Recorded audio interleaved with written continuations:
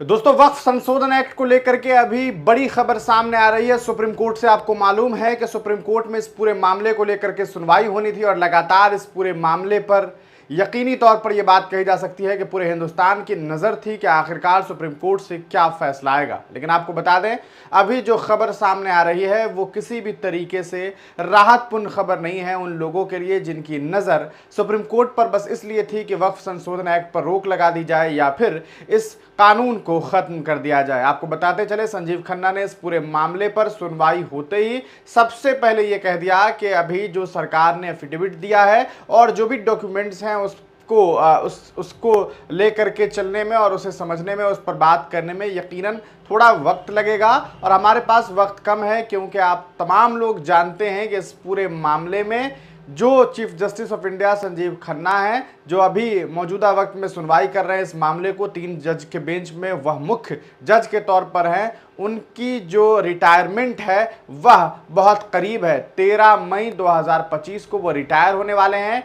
इसके बाद दूसरे चीफ जस्टिस ऑफ इंडिया होंगे। तो अब जो जिम्मेदारी इस पूरे मामले को लेकर के है वह नए चीफ जस्टिस ऑफ इंडिया को मिलने वाली है। हालांकि आपको बता दें, संजीव खन्ना ने यह बात कही कि ठीक है, अगर इस पर सुनवाई करनी है तो थोड़ा टाइम लगेगा, हमें कम से कम थोड़ा वक्त जो है लगेगा, 2-3 दिन 4 दिन। तो इस पर जो है सामने से जो वकील है, solicitor general of India Tushar Mehta हो या फिर कपिल सिब्बल वगैरह, उन तमाम लोगों ने कहीं ना कहीं सहमति जताई और कहा कि ठीक है। तो फिर पूछा गया कि क्या वक्त दिया जाए, 2-3 दिन 4 दिन, तो कहा गया कि नेक्स्ट वीक कर सकते हैं। और इसी बात इस मामले को लेकर के सीधे तौर पर यह हुआ कि चीफ जस्टिस ऑफ इंडिया ने यह कह दिया कि ठीक है भैया, 15 मई को इस पूरे मामले पर सुनवाई होगी। और अब संजीव खन्ना इस पूरे मामले से कहीं ना कहीं साइड हो गए हैं। चीफ जस्टिस ऑफ इंडिया अपनी रिटायरमेंट से पहले इस पूरे मामले पर एक बड़ा फैसला सुना सकते थे, लेकिन उन्होंने इस पूरे मामले से किनारा किया है और अब नए चीफ जस्टिस ऑफ इंडिया के तौर पर जो चीफ जस्टिस बनेंगे वह कहीं ना कहीं इस पूरे मामले पर सुनवाई करेंगे। अब सवाल यह है कि क्या 15 मई को चीफ जस्टिस ऑफ इंडिया जो नए बनकर के आएंगे वह इस पूरे मामले पर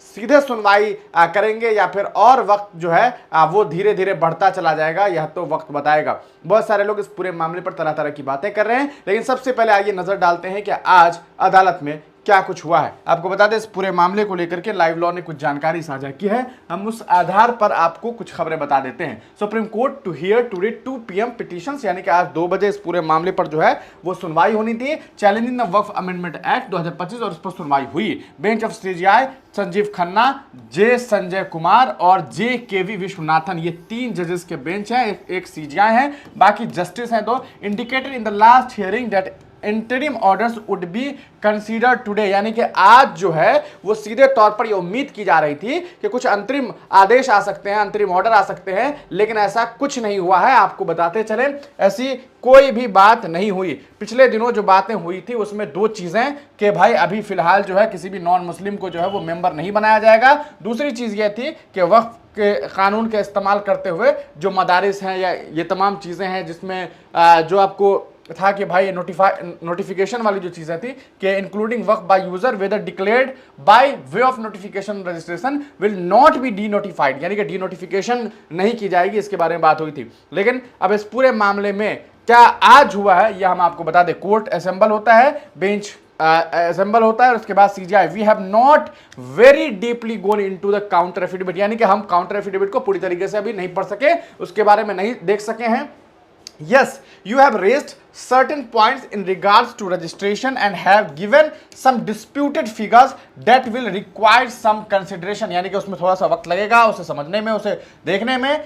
There are certain aspects you dealt but that requires clarification. I don't have to reserve any judgment or order at interim stage. This matter will have to be heard on reasonably early date and this will not be before me, यानी कि इसे जल्द से जल्द सुना जाना चाहिए। इस पर इनका तो ये मानना है कि जल्द से जल्द सुनवाई होनी चाहिए, लेकिन ये यह भी कह रहे हैं कि भैया ये हमसे अभी हो पाएगा, ये थोड़ा मुश्किल लग रहा है। सीजेआई ने कहा इफ यू ऑल एग्री, यानी कि अगर आप सब इस मामले पर समर्थन करते हैं, we post it before a bench of justice Gavai. जी हाँ, जस्टिस गवई ये वो शख्स है, जस्टिस गवई वो शख्स हैं जो 15 तारीख को 14 तारीख को मुमकिन है, 14 मई को जो है ये नए चीफ जस्टिस ऑफ इंडिया के तौर पर जो है देश के सुप्रीम कोर्ट के चीफ जस्टिस बनेंगे। तो यह एक खबर है। और 15 तारीख को चीफ जस्टिस ऑफ इंडिया जो नए होंगे जस्टिस गवाई, वो इस पूरे मामले पर सुनवाई करेंगे। CJI I have to give them 2 or 3 days। अच्छा, एसजी मेहता कहते हैं कि आई हैव नो इशू, यानी कि मुझे कोई जो है दिक्कत नहीं है। सीजीआई कहते हैं I have to give them 2 or 3 days, यानी कि उनको कम से कम 2-3 दिन मुझे देने होंगे। तो CGI next Thursday before a bench of J Gavai Singhvi justice found a quick way to get rid of us. CGI listed on May 15, यानी कि 15 मई को इस पूरे मामले पर सुनवाई होगी। मुमकिन है कि 13 तारीख को शायद जस्टिस गवाई शपथ लें, या मेरे ख्याल से 13 को ही लेंगे, हालांकि इसका ऑफिशियली जानकारी सामने आ जाएगी। 13 को चूंकि रिटायरमेंट इनका हो रहा है, तो इस पूरे मामले के बाद ऐसा होगा कि आपको बता दें चीफ जस्टिस ऑफ इंडिया के तौर पर जो है वो जस्टिस गवाई जो है वह कहीं ना कहीं अब नए चीफ जस्टिस ऑफ इंडिया होंगे, तो वो इस पूरे मामले पर सुनवाई करेंगे। तो फिलहाल कोई सुनवाई नहीं हुई, कोई फैसला नहीं आया है, यह एक बड़ी खबर है। आपको क्या लगता है कि क्या आने वाले दिनों में, आने वाले वक्त में चीफ जस्टिस ऑफ इंडिया जो नए होंगे वह इस पूरे मामले पर सही और वह फैसला दे सकेंगे जो इस देश के संविधान के हक में होगा?